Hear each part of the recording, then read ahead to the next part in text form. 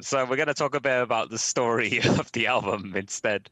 So the Black Halo is the second part of a 2-album concept based on Goethe's Faust, which is a tragic play, very popular in Germany apparently. So we're not just going into this album not knowing what the fuck's going on in the plot. Right. I thought I'd just go. You guys all read that, right? You read Faust? Oh yeah, I've read it. I've seen it performed. That's good. Translated it. You wouldn't want to come into this unprepared. I have it translated and ready to go. Yeah.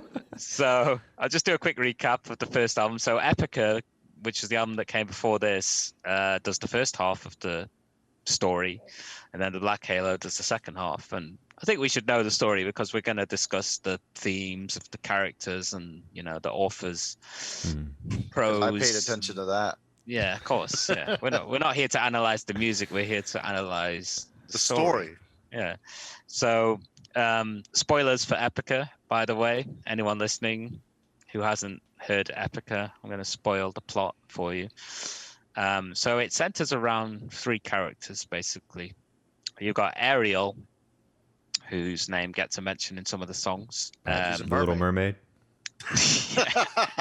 Well, not in Goethe's Faust. It's not a mermaid. He's an asshole, to be honest, but we'll get into that as we go through the story. He's this like genius philosopher type, and he's trying to like search the answers for the meaning of life, and he's one of those types, A little bit of an ego. Yeah, and he wants to know the true meaning of life, why we're here, what we're doing, and all that kind of stuff. So he's in some small shitty town. He's like, to find these answers, I'm going to have to go. I'm going to have to leave.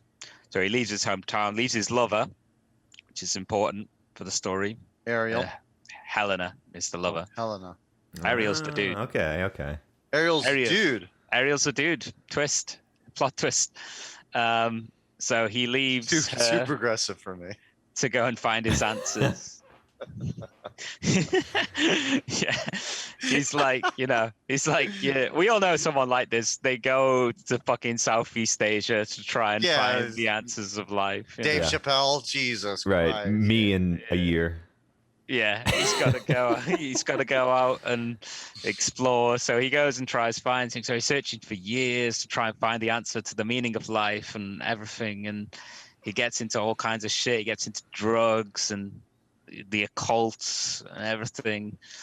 Can't find the answers. So he's on the verge of giving up. He's going to kill himself, actually. So he's kind of a dramatic dude. But then Mephisto arrives. Now, shit, the Marvel villain? There's no Marvel villains. There's no fucking Little Mermaids. This was made in the 1800s, all right? So, So that's what these characters are based on. Yeah. So Mephisto, off the March of Mephisto, he is a fallen angel. And he made a bet with God that he could claim the soul of God's favorite human, who is apparently Ariel. The drug user. Questionable. the drug user. I like how that's the bit you focused on, is the drug user. Yeah. God's looking at him as he's sorting coke off. That guy's all right. He's sorting coke off some hooker's ass. And he goes, you know what? This guy, I get him. He's my favorite. I'm God, and I like this dude. He knows how to party.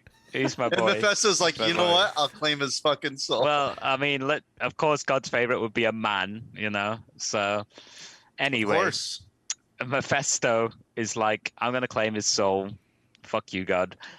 So Mephisto is kind of like, I guess he's like the genie in Aladdin, because he goes to Ariel just before Ariel's about to kill himself.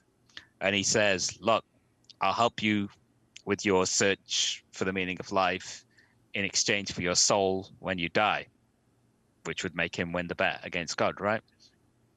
So Ariel, he agrees to it, but with a caveat. He He's got a little caveat in there. He says, "You can only claim my soul if I experience a moment of joy so sublime that I wish to remain in that moment forever." So, A little loophole there. Ooh. Yeah. And Mephisto's kind of like pissed about that, but and God's agrees. like, "That's my boy right there. He knows how to fucking work the system."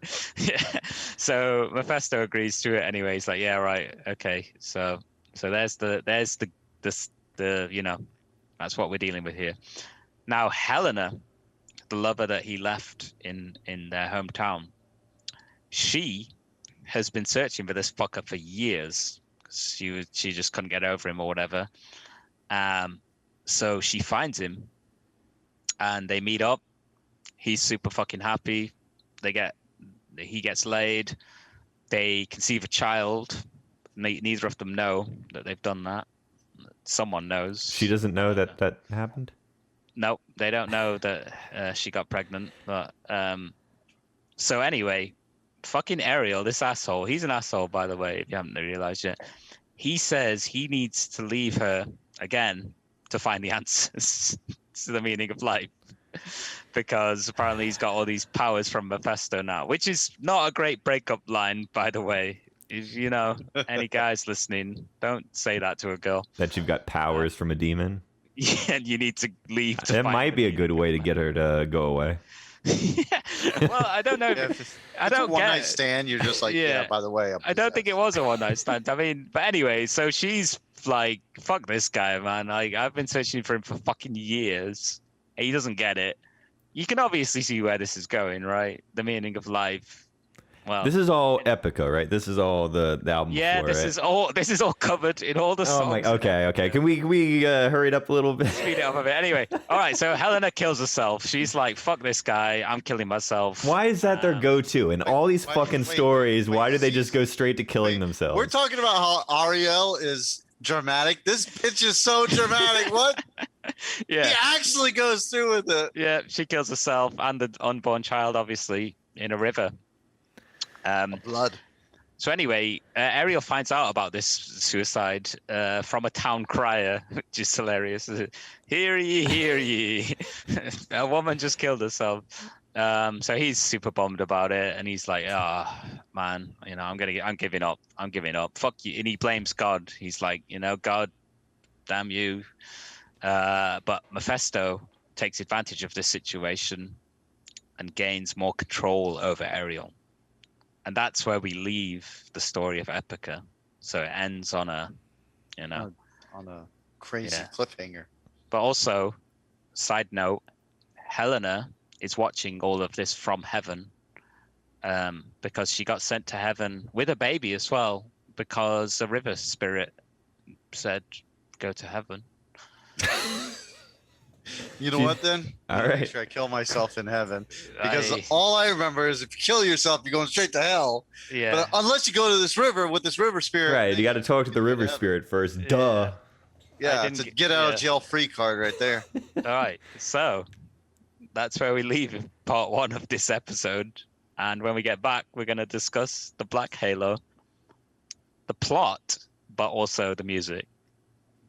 Mainly the music. But the main reason for this whole podcast. Yeah. Actually, we're just not going to discuss the music. We're just fuck the songs. We're just going to go with the story. I hope you guys read up.